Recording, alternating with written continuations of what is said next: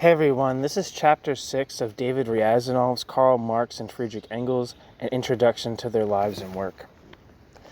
The subjects covered in this chapter include the reaction of the 50s, the New York Tribune, the Crimean War, the views of Marx and Engels, the Italian question, Marx and Engels differ with LaSalle, the controversy with Voked, Marx's attitude towards LaSalle. With the liquidation of the Communist League, there came for Marx and Engels a cessation of political activity which lasted for many years. The reaction which had commenced in 1849 was gaining in intensity and reached its climax in 1854. All traces of free political activity were obliterated. Labor unions were strictly forbidden. Free press had perished in the turmoil of 1849. All that was left for the Prussian Assembly, and even this was the Prussian Assembly, and even this was frightfully reactionary. Marx and Engels were confronted now with the very serious question of earning a livelihood. We can hardly visualize the distressing material circumstances in which Marx and Engels were at that time. Engels was too proudly recalcitrant to bow to his rich father, with whom he had had violent disagreements. He and Marx tried to find some literary work, but Germany was closed to them. In America they had a chance to write for labor organs, but this was not in the least lucrative. It was a splendid opportunity to work without pay. It was then that Marx published in an American paper his most inspired piece of historical writing, the 18th Brumaire of Louis Bonaparte. In it, Marx gave a brilliant study of the February Revolution. Step by step, disentangling difficulties, he traced the determining effects of the struggle between the classes upon the fate of the revolution. He showed how various portions of the bourgeoisie, including the most democratic ones, had one after another, some knowingly and maliciously, and others unwillingly and with tears in their eyes, been betraying and selling the proletariat, casting it forth as prey for generals and executioners. He showed how conditions had been gradually prepared so that a vapid non-entity like Napoleon III was able to seize power. Meanwhile, Marx's material straits were aggravated. During his first years of residence in London, he lost two children, a boy and a girl. When the latter died, there was literally no money with which to meet the funeral expenses. Grinding his teeth, Engels decided to resume his old, quote, dog's trade, end quote, as he used to call business. Having found employment in the office of the English branch of his father's factory, he moved to Manchester. At the beginning, he was a simple employee. He had still to win the confidence of his father and of the English branch of the firm. He had to prove that he was able to engage himself in a business enterprise. Marx stayed in London. The Communist League was no more. Only a small number of workers remained clustering about the Communist Workers' Educational Society and eking out a precarious living as tailors and compositors. Only at the end of 1851, an opportunity to write for the New York Tribune suddenly presented itself to Marx. The New York Tribune was then one of the most influential papers. Charles Dana, one of the editors of the Tribune, who had been in Germany and who had met Marx during the Revolution of 1848, invited Marx to write a series of articles on Germany for the paper. Dana had been in Cologne, and he knew the important position Marx occupied among the German journalists. Having taken to heart the interest of his German readers, German immigration into the United States during the Revolution had greatly increased. Dana decided for their benefit to enlarge the section of the Tribune dealing with Western Europe. This unforeseen invitation brought in its train some embarrassments, for at that time Marx was not yet able to write English. He turned to Engels for help, and a very curious form of collaboration was established. We've already seen that the Communist Manifesto, though it appeared under the joint names of Marx and Engels, was overwhelmingly the work of Marx. Engels' contribution to it was almost as little as had been his contribution to their common work, the Holy Family. Now it was Engels who performed the major task. His articles are later collected into a separate volume called Revolution and Counter-Revolution in Germany. Marx was credited with this book, but from their correspondence we know that Engels was the author. However, ideologically it was the common work of Marx and Engels.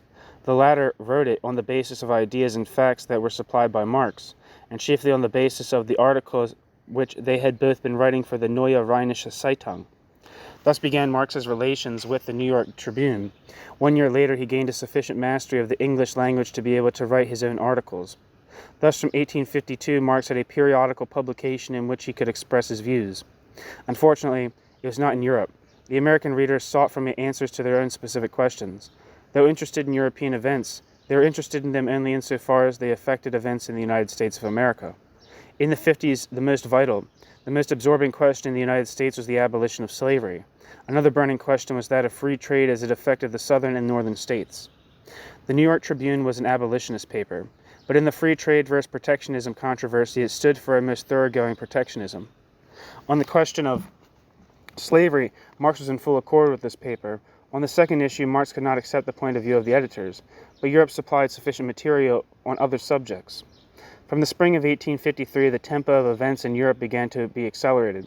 This acceleration, we must observe, was not caused by any pressure from below. On the contrary, a number of the chief European states, such as Russia, France, and England, which were all alike interested in the preservation of order, suddenly began to quarrel. This is characteristic of ruling classes and ruling nations. As soon as they became freed of the dread of revolution, old misunderstandings that had existed among the states of Germany, France, England, and Russia again began to rise to the surface. The rivalry, which had been raging among the nations before the revolution of 1848, and which had only for a time, and through the stress of necessity, been smothered to give place to a common alliance for the suppression of revolution, now flared up again. Russia, who had so successfully helped to restore, quote, order in Western Europe, now seemed to be demanding compensation for her services. Russia seemed to think that now was the most opportune moment for stretching her paws out to the Balkan Peninsula. Her former aspirations gradually to acquire the Turkish dominions in Europe were revived. The clique around the throne of Nicholas I, who deemed this moment auspicious for an aggressive policy, were growing in influence. They hoped that France would not be in a position to offer resistance, and that England, where the Tories were in power, would not interfere, considering the cordial agreement which existed between England and Russia. Thus began the controversy ostensibly about the keys to the Saviour's tomb. In reality, the Dardanelles was the bone of contention. A few months had passed, and the situation became so acute that England and France, both unwilling to fight, both feeling that a war could lead to nothing good, were finally forced to declare war upon Russia. The notorious Crimean War, which again brought the Eastern question to the front, broke out. Marx and Engels now had their opportunity, even though it was in remote America, to interpret the events of the day. Marx and Engels hailed the war, for, after all, the war did mean that the three major powers which had been the mainstay of counter-revolution had fallen out, and when thieves fall out, honest folks are likely to benefit by it. It was from this angle that Marx and Engels viewed the war, yet they had to assume a definite attitude with regard to each of the warring parties. It is worthwhile dwelling upon this a little longer, for the position which Marx and Engels had taken in the 50s has been repeatedly cited as a precedent in the discussion of tactics in relation to war. It is generally assumed that during the Crimean War, Marx and Engels had placed themselves directly on the side of Turkey and against Russia. We know the great significance that Marx and Engels had attached to Russian Tsarism as the prop of European reaction, and the great significance they had attached to a war against Russia as a factor which would be likely to stir the revolutionary energies of Germany. It was natural, then, for them to have welcomed the war against Russia, and to have subjected Russia to a most scathing criticism. In their literary collaboration, Engels wrote the articles covering the military side of the war, while Marx dealt with the diplomatic and economic questions. Does it follow, however, that Marx and Engels had placed themselves on the side of culture, enlightenment, and progress as against Russia, and that, having declared themselves against Russia, they ipso facto stood for the enlightened and cultured Englishmen and Frenchmen? It would be erroneous to make such a deduction. England and France came in for as much denunciation as Russia. All the efforts of Napoleon and Palmerston to represent the war as a crusade of civilization and progress against Asiatic barbarism were exposed in the most merciless manner. As to Marx having been a Turkophile, there is nothing more absurd than such an accusation. Neither Marx nor Engels had his eyes closed to the fact that Turkey was even more Asiatic and more barbarous than Russia. They subjected to severe criticism all the countries involved, and they showed no partiality. They had only one criterion: did or did not any given event, any circumstance under discussion, expedite the coming of the revolution? It is from this point of view that they criticized the conduct of England and France, which, as we have pointed out, had been reluctantly drawn into this war and thoroughly disgruntled with the obstinate Nicholas II, who flatly refused to consider any compromises that they proffered him. The fears of the ruling classes were fully justified. The war seemed to drag on. It had been started in 1854, and it was terminated in 1856 with the Treaty of Paris. In England and in France, among the masses of workers and peasants, this war caused great excitement. It compelled Napoleon and the ruling classes of England to make a great many promises and concessions. The war ended with the victory of France, England, and Turkey. To Russia, the Crimean War gave the impetus for the so-called, quote, Great Reforms. It proved how a state, based on the antiquated system of serfdom, was incapable of fighting capitalistically developed countries. Russia was forced to consider the emancipation of the serfs. One more jolt was needed to finally to stir a Europe which had fallen into a state of coma after the explosive 1848 to 1849 epoch. Let us recall that Marx and Engels, when they broke away from the Willich Schapper group, had declared that a new revolution was only possible as the result of a fresh, powerful economic shock, and that just as the revolution of 1848 had resulted from the crisis of 1847, so would the new revolution come only as the result of a new economic crisis. The industrial boom that had started in 1849 acquired such a sweep toward the early 50s that even the Crimean War was not able to inflict a serious blow to it. It began to appear almost as if this boom would be of endless duration. Marx and Engels were confident in 1851 that the next crisis was due not later than 1853. On the basis of their past researches, primarily those of Engels, they held to the opinion that crises were periodic dislocations in the realm of capitalist production, and that they recurred from 5 to 7 year intervals. According to this estimate, the crisis which was to follow the one of 1847 was to be expected about 1853. But Marx and Engels made a slight error. The period within which capitalist production goes through the various phases of rising and falling proved to be longer. A panic broke out in 1857. It assumed unheard of dimensions, so malignant and widespread did it become. Marx rapturously greeted this crisis, though to him personally it brought nothing but privation. The income which Marx had been deriving from the New York Tribune was not particularly imposing. At first $10 and later $15 per article. Still, in comparison with the first years of his sojourn in London, this income plus the assistance from Engels, who used to take up upon himself a great deal of the work for the American newspapers, gave him a chance to make both ends meet. He could even find time, despite his constant working on capital, to write, without remuneration, articles for the central Chartist organ, the People's Paper. With the panic of 1857, conditions grew considerably worse. The United States was the first to suffer. The New York Tribune had to reduce its expenses. Foreign correspondence was reduced to a minimum. Marx again became encumbered with debts and again had to look for sporadic earnings. This lean period lasted until 1859. Then came a respite. Finally, in 1862, Marx's work for the Tribune came to an end. But if in his personal affairs Marx was unfortunate, during this period other misfortunes fell upon him. In his revolutionary outlook, he never was more optimistic than after the year 1857. As he had foreseen, the new economic crisis brought to life a number of revolutionary movements all over the world. The abolition of slavery in America and the emancipation of the serfs in Russia became most crucial problems which demanded immediate solution. Bourgeois England had to strain all her resources in her struggle with the vast uprisings in India. Western Europe, too, was in a state of commotion. The revolution of 1848 had left a few unanswered questions. Italy remained disunited. A large section of her northern territory remained in the hands of Austria. Hungary was crushed with the aid of Russian bayonets and was again chained to Austria. Germany persisted as a heap of principalities and kingdoms of different magnitudes, where Prussia and Austria had been incessantly bickering and fighting for dominance, for the so-called hegemony in the Union of German States. In 1858, there already began a general rise of the opposition and revolutionary movements in all Western European countries. The old unsolved problems were again brought to the fore. In Germany, the strife for unification asserted itself once more. The struggle between the party which wanted a great Germany, which clamored for the unification of the whole of Germany, included Austria, and the, quote, little German, end quote, party which demanded that Prussia be the point around which all the German states, with the exception of Austria, be united, and was still going on. In Italy, there was an analogous awakening of national aspirations. In France, the panic of 1857 brought in its train the ruin of many inflated enterprises. It affected particularly the textile industries. The petty bourgeoisie began to show a spirit of opposition. A new vigor was also manifested by the underground revolutionary organizations. The labor movement, which had become moribund after the June defeat, was revivified. I don't think I've ever seen that word before. Particularly in the building and the furniture-making trades. Russia, too, received its first capitalist baptism in a series of colossal business failures in Moscow. It now began to hobble along the path of liberal reforms.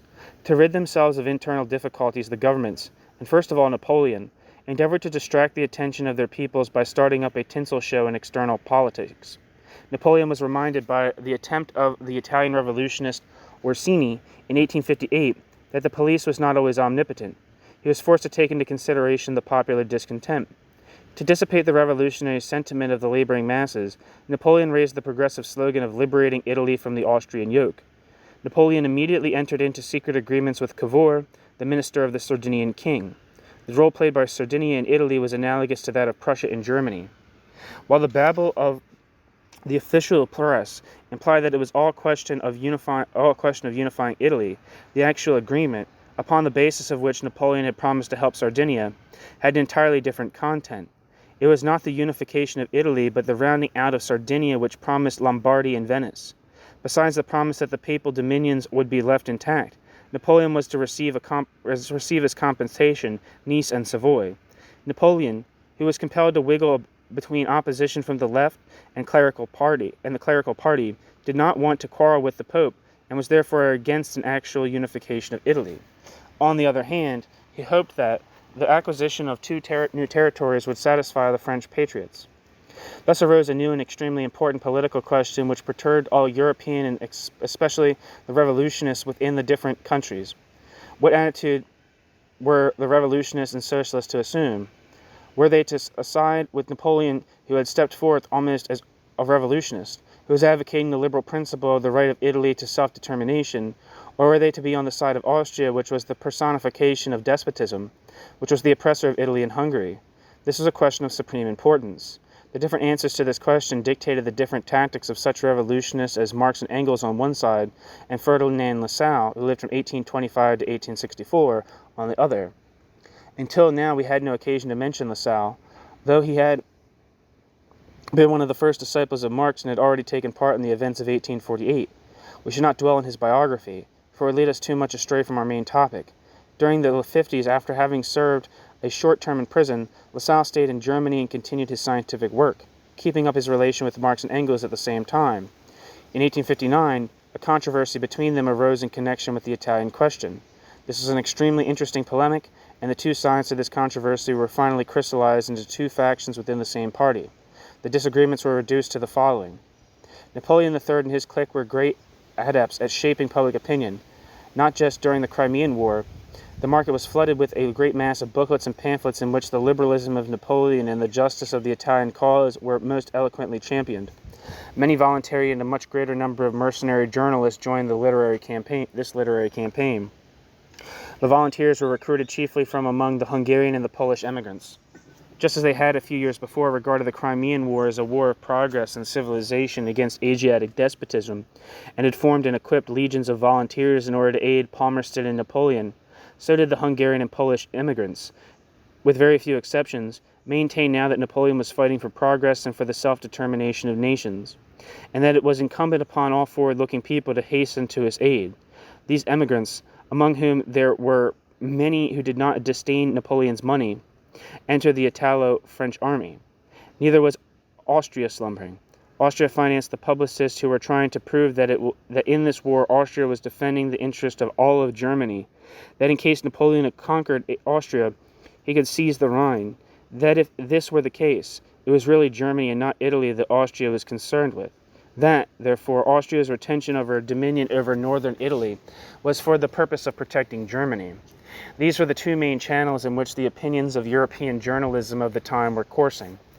In Germany itself, the problem was complicated by the controversy between the, quote, Great Germany and the, quote, Little Germany parties. It was quite natural that the Great Germanists who wanted the unification of the whole of Germany, Austria included, would lean to the side of the latter, while the Little Germanists who pulled toward Prussia should maintain that Austria be left to her own fate. Of course, there are various shadings, but these did not essentially change the general picture. What then were the attitudes taken by Marx and Engels on the one hand and by Lassalle on the other? They all held to the principles of the Communist Manifesto. During the Revolution of 1848, they had all declared themselves in favor of a unified German republic, with the German districts of Austria incorporated. It seemed that there was no place for any disagreements. In reality, these differences were not any less profound than the differences which arose among the various social democrats who stood on the same Marxian platform at the beginning of the Great War in 1914. Marx and Engels, in their articles and pamphlets, reasoned that in order to protect the Rhine, Germany was not in need of northern Italy, and that it could very well afford to permit Austria to give up all its Austrian possessions to a united Italy. That any attempt to support Austria, supposedly in the interest of Germany, meant a compromise with Austrian despotism. Marx and Engels were consistent. They attacked Napoleon as relentlessly as they lashed Austrian and Prussian reaction. A complete victory for Napoleon, they felt, would be as much a calamity as a complete victory for Austria. Engels maintained that Napoleon, should he defeat Austria, would also attack Germany. He therefore advanced the idea that the unification of Italy as well as that of Germany should be accomplished by forces within these countries themselves. Revolutionists, according to him, could not consistently support either side. The only thing for them to consider should be the interests of the proletarian revolution. We must not overlook another factor which was looming behind the stage. Engels was pointing out, and justly, that Napoleon would not have dared to declare war upon Austria had he not been confident of the silent consent of Russia, had he not been assured that she would not go to the aid of Austria. He thought it quite probable that in this there existed some sort of an understanding between France and Russia.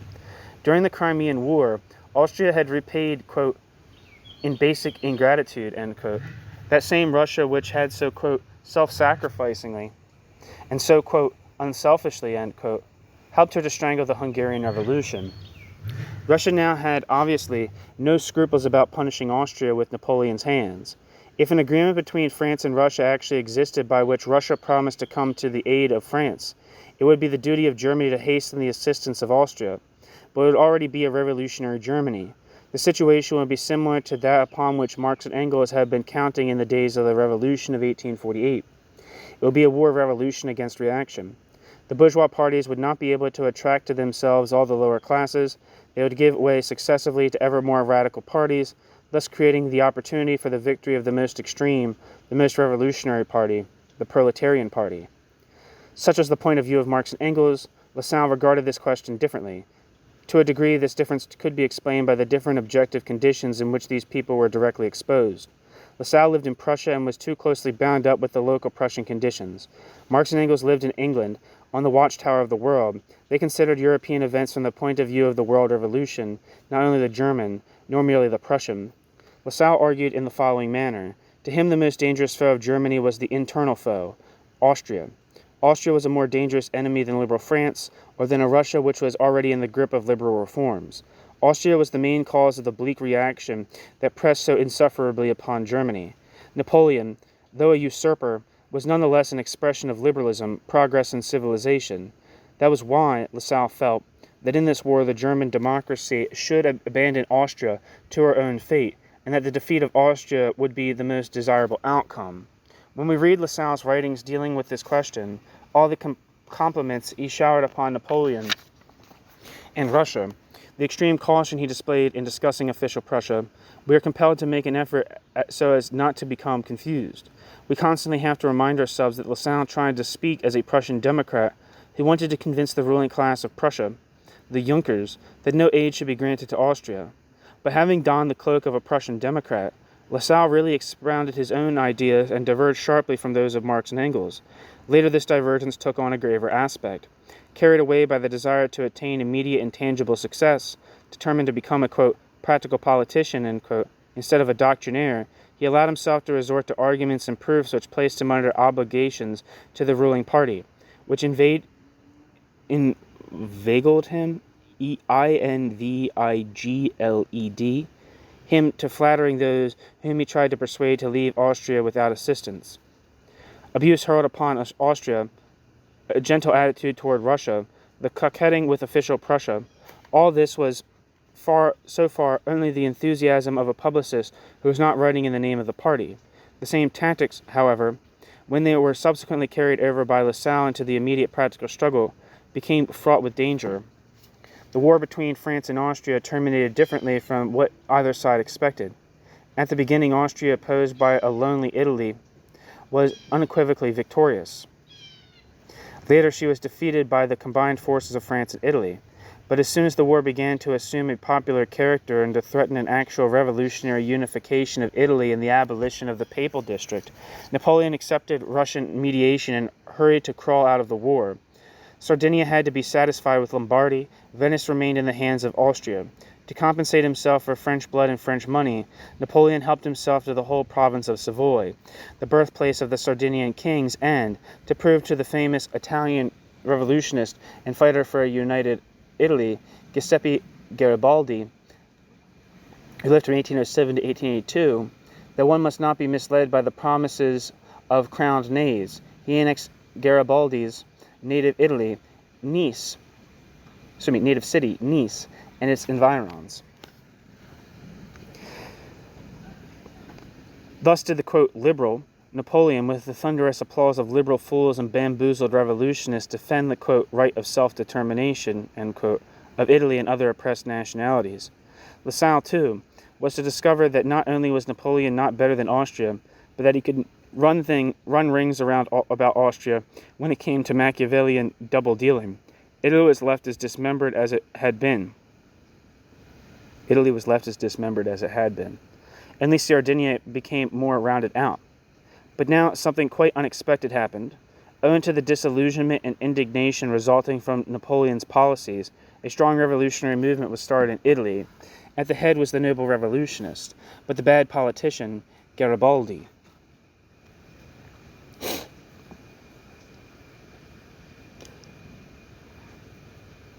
It's probably Garibaldi. I don't know. I'm not super well versed on Italian history. In 1861, Italy was changed into a united kingdom, but without Venice. The further unification of Italy now passed into the hands of bourgeois businessmen, Garibaldi, and renegades and adventurers. Marx had to engage in another polemic in connection with the Franco-Austrian War. We have seen that the entire German democracy took a definite stand in this conflict between Napoleon and Austria.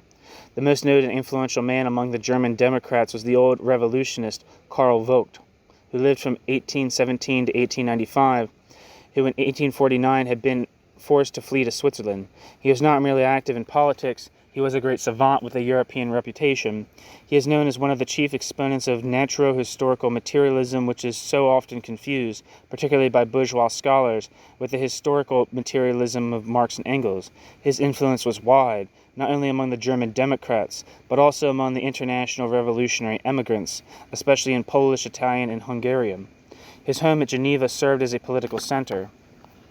For Napoleon, it was extremely important to attract to his side the noted scholar and leader of the German Democrats.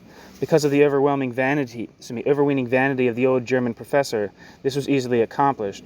Vogt was on a friendly footing with Napoleon's brother, Prince Planplan, who acted the part of a great liberal and patron of science.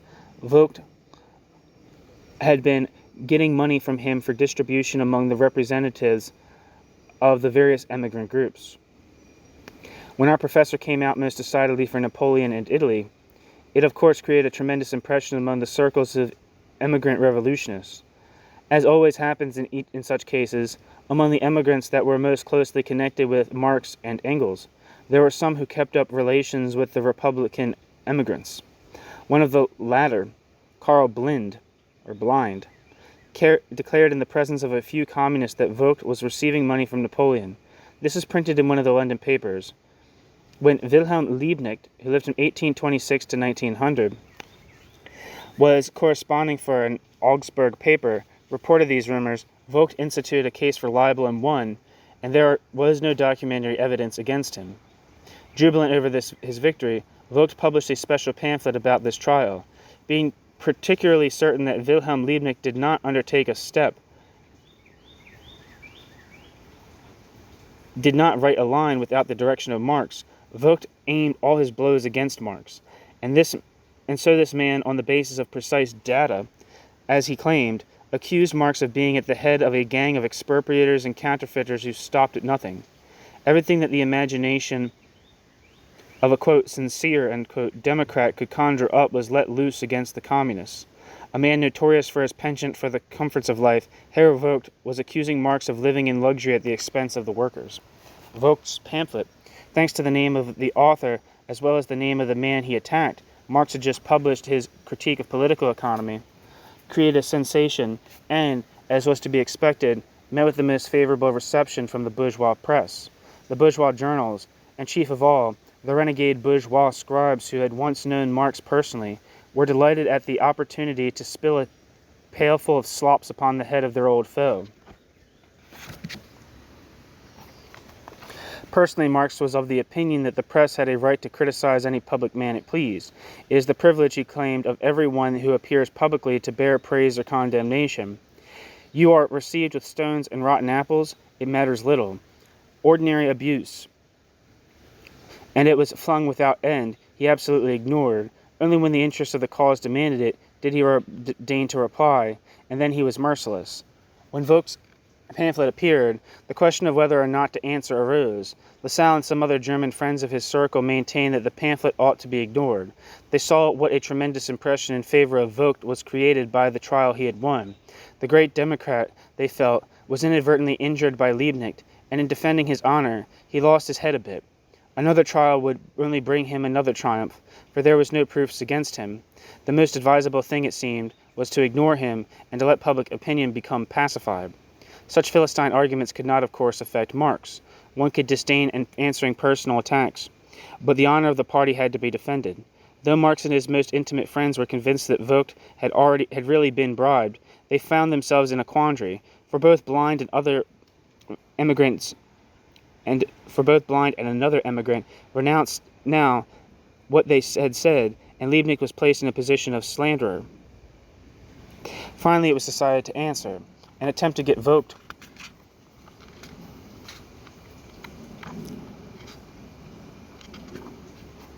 before a court of justice proved futile because of the partiality of the Prussian courts. The only way out was a literary attack. Marx took upon himself the execution of the difficult task. We are now approaching a point where we are again forced to strongly disagree with the late Franz Mehring. In his opinion, Marx could easily have spared himself a great deal of endless worry and effort and the waste of precious time without any use to the great task of his life, had he simply refused to take any part in the quarrel between Liebknecht and Vogt. But such a course would have been entirely at variance with Marx's actions. Get a drink here.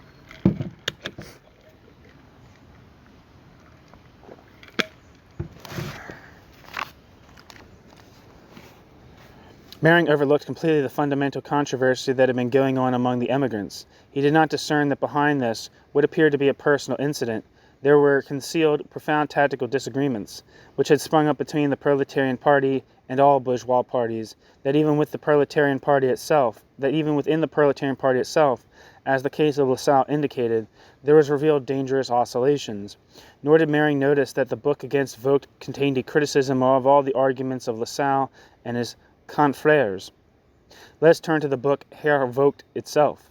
From the literary point of view, it belonged to the best of Marx's polemical writings. We should add that in all literature there is no equal to this book.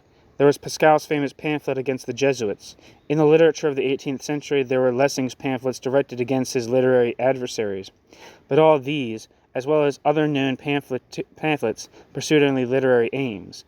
In Herr Vogt, Marx's objective was not merely the political and moral annihilation of a man greatly respected by the bourgeois world for his scholarly and political attainments. True, this job, too, Marx fulfilled most brilliantly. All that Marx had were the printed works of Vogt. The Star Witness retracted their statements. Marx, therefore, took all the political writings of Vogt and proved that he was a Bonapartist and that he had been literally reiterating all the arguments that were developed in the writings of agents bought by Napoleon. And when Marx came to the conclusion that Vogt was neither a self-satisfied parrot idiotically repeating the Bonapartist arguments or possibly a bought agent like the rest of the Bonapartist publicists, one is ready to believe that by and by history will bring to light Vogt's receipt of the money he received. But Marx did not confine himself to political scourging. His pamphlet was not mere abuse interspersed with strong words. Marx was also directed at Vogt another weapon of which he was a past master: sarcasm, irony, ridicule. With each chapter, the comical figure of Herr Vogt was brought into great relief. We see how the great savant and great political worker is converted into a boastful, garrulous Falstaff, prone to have a gay time on someone else's money. But behind Vogt there loomed the most influential part of the German bourgeois democracy. Marx, therefore, also exposed the political miserliness of this, quote, flower of the German nation, bearing down upon the heads of those who, in spite of their proximity to the communist camp, could not free themselves of obsequiousness before the, quote, learned ones. Vogt's base attempt to pour filth upon the neediest and most radical faction of the revolutionary emigrants afforded Marx the opportunity of drawing the picture of the, quote, moral and, quote, proper bourgeois parties, those who were in power as well as those in opposition, and particularly of characterizing the prostituted press of the bourgeois world, which had become a capitalist enterprise deriving a profit from the sale of words, as some enterprises derive from the sale of manure. Even in Marx's lifetime, students of the decades between 1849 to 1859 acknowledged that there was no other work that had such an insight into the parties of this epoch as did this work of Marx. A present-day reader, no doubt, would need many commentaries to grasp all the details, but anyone would easily understand the political significance that Marx's pamphlet had at the time. Lassalle himself had to admit that Marx wrote a masterpiece, that all fears had been idle, the vote was forever compromised as a political leader. In the late 50s and early 60s, when a new movement had started among the petty bourgeoisie and the working class, when the struggle for influence upon the urban poor was becoming more intensified, it became important to establish that not only were the representatives of the proletarian democracy intellectually not inferior to the most outstanding figures of the bourgeois democracy, but they were infinitely superior. In the person of Vogt, the bourgeois Democrats received a mortal blow to the prestige of one of its acknowledged leaders. It remained for Lassalle to be thankful to Marx for the latter's making it easier for him to carry on the fight against the progressives for the influence upon the German workers. We shall now pass to the examination of a most interesting question, the attitude of Marx and Engels toward Lassalle's revolutionary agitation. We have already indicated that Lassalle began his agitation in 1862, when the conflict pertaining to the method of fighting the government became very sharp within the ranks of the Prussian bourgeois democracy.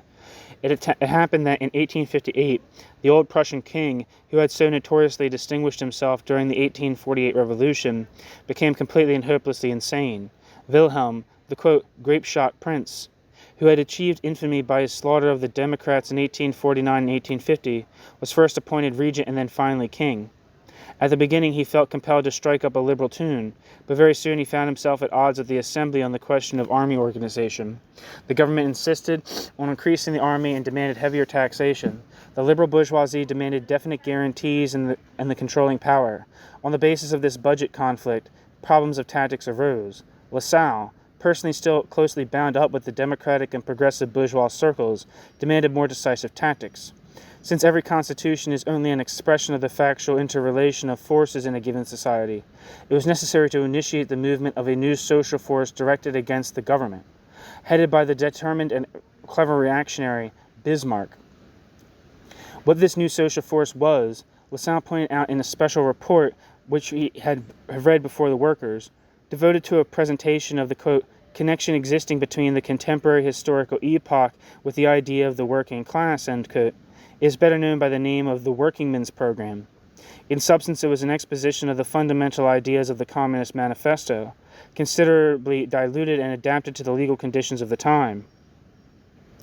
Still, since the Revolution of 1848, it was the first open declaration of the necessity of organizing the working class into an independent political organization, sharply marked off from all, even the most democratic bourgeois parties. Lassalle thus stepped forth to meet the movement which arose independently and grew very rapidly among the workers of Saxony, where strife had already sprung up among the Democrats and the few representatives of the, quote, old guard of the proletarian movement of 1848. Among these workers, the idea of calling together a Congress of Workers was already being debated. A specific committee was organized at Leipzig for this purpose. Having been called upon by this committee to declare himself upon the questions of the aims and the problems of the working class movement, Lassalle developed his program in his open letter addressed to the Leipzig committee. After subjecting to a severe criticism the program of the bourgeois progressives and the means they were proposing for the amelioration of the workers' conditions, Lassalle had advanced the idea of the indispensability of the organization of an independent party of the working class. the principal political demand, upon the realization of which all the forces had to concentrate, was the winning of universal suffrage. As to his economic program, Lassalle, relying upon what he called the, quote, iron law of wages, proved that there were no means of raising wages above a definite minimum. He therefore recommended the organization of producing cooperatives with the aid of credits granted by the government. It is obvious that Marx could not accept such a plan. Lassalle's efforts to draw Marx to his side proved futile. There were other reasons which took on definite form only a few months later than Lassalle, carried away by, quote, practical politics, and his struggle against the Progressive Party, almost stooped to a flirtation with the government. At any rate, it is beyond any shadow of a doubt, and this was recognized by Marx himself, that it was Lassalle who, after the prolonged spell of reaction from 1849 to 1862, planted the proletarian banner on German soil, that it was he who was the first organizer of the German working class party. It was Lassalle's undeniable service. This was Lassalle's undeniable service. But in Lassalle's very intensive, though short-lived, it lasted less than 2 years, organization on political activity, there were radical defects which, even more than his inadequate program, were bound to repel Marx and Engels. It was very conspicuous that not only did Lassalle not underline the connection between the General German Labor Union, which Lassalle organized, and the old communist movement, but on the contrary, most vehemently denied any connection. Having borrowed most of his basic ideas from the Communist Manifesto and other works of Marx, he most diligently avoided any reference to them. Only in one of his very last works does he quote Marx, not the communist, not the revolutionist, but the economist. Lassalle explained this by tactical considerations. Lassalle did not wish to frighten away the insufficiently conscious masses which had to be freed from the spiritual custody of the progressives, who continued spreading fairy tales of the terrible specter of communism. Lassalle was vainglorious. Lassalle loved all kinds of din, parade, and advertisement which acted so powerfully on the uncultivated masses, and which repelled the educated worker. He enjoyed being depicted as the creator of the German labor movement. It was this that repelled not only Marx and Engels, but also all the veterans of the old revolutionary movement. It is significant that only the former Weitlingites and Marx's factional opponents joined Lassalle. Not 1 year had passed ere the German workers discovered that their movement was started not by Lassalle alone. Marx and his friends protested against this desire to liquidate all bonds of the old revolutionary underground movement. This reluctance to compromise himself by his connections with the old illegal group was also explained by Lassalle's weakness for realpolitik. The other point of disagreement was the question of universal suffrage. This demand had been advanced by the Chartists. Marx and Engels had been propounding it. They could not recognize the exaggerated importance which Lassalle was attaching to it, or the arguments which he was advancing. With him it became a miracle-working panacea, sufficient in itself, and was independently of other changes, in the political and economic life would immediately place the power in the hands of the workers. He naively believed that the workers would win about 90% of all seats in Parliament once they had the vote. He did not understand that a number of very important conditions were prerequisite for the rendering of universal suffrage into a means for class education instead of a means for the deception of the masses. Not less profound was the disagreement as to the question of quote, producers' associations. For Marx and Engels, they were then already a subsidiary means of very limited significance. They were to serve as proof that neither the entrepreneur nor the capitalist was an indispensable factor in production. But to view cooperative associations as a means for a gradual taking over by society of the collective means of production was to forget that in order to accomplish this, it was necessary first to be in possession of political power. Only then, as had been indicated in the manifesto, could a series of necessary measures be effected. Just as sharply did Marx and Engels disagree with Lassalle on the role of trade unions. Completely overestimating the significance of cooperative producers' associations, Lassalle considered as absolutely useless the organization of trade unions, and in this respect he harked back to the views of the old utopians who had been subjected to a most thorough criticism in Marx's poverty of philosophy. Not less profound and, from the practical side, even more important was the disagreement in the domain of tactics. We have not the least right to accuse Marx, as did Mehring, of overestimating the significance of the progressives, of placing too great a hope in the bourgeoisie. We have already had occasion to read Marx's characterization of the Prussian bourgeoisie, written by him as a result of the experiences of 1848. We have shown how severely he criticized the bourgeois democracy in his polemic against Vogt. The difference arose not because Marx, torn away from his native land, still retained faith in the progressivism of the Prussian bourgeoisie, while Lassalle, better acquainted with Prussian realities, was thoroughly disillusioned in them. It was a disagreement according to the tactics in relation to the bourgeoisie. Just as in war between capitalist states, so in the struggle between the progressive bourgeoisie and Bismarck, was it necessary to work out tactics which could remove the danger of the socialists becoming cat's paws of one of the conflicting parties. In his onslaught against the Prussian progressives, Lassalle was forgetting that there was still a Prussian feudalism, a Prussian Junkertum, which was not less inimical to the workers than the bourgeoisie. He beat and lashed the progressives with good reason, but he did keep himself within the necessary bounds and only compromised his cause by toadying before the government. Lassalle did not even hesitate to resort to wholly unpermissible compromises. When, for instance, some workers were arrested, he suggested that they address a petition to Bismarck, who, no doubt, would release them just to spite the liberals. The workers refused to follow Lassalle's advice. A study of his speeches, particularly those delivered during the first half of the year 1864, reveals a multitude of such errors. We shall not dwell on the negotiations which Lassalle, without the knowledge of the organization, was conducting with Bismarck, thus exposing his own reputation and cause which he served to serious injury.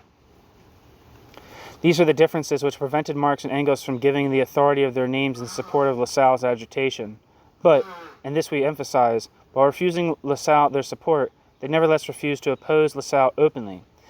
Their influence upon their workers in Germany, Liebknecht, for instance, was in the same spirit. Meanwhile, Lassalle, who greatly prized their neutrality, was precipitously rolling down an inclined plane. Liebknecht, as well as other comrades from Berlin and the Rhine province, was demanding of Marx to come out openly against Lassalle's erroneous tactics. It is quite likely that it would have come to an open rupture had not Lassalle been killed on August 30th, 1864. 4 weeks after his death, September 28th, 1864, the First International was founded. This gave Marx a chance to return to immediate revolutionary work, this time on an international scale.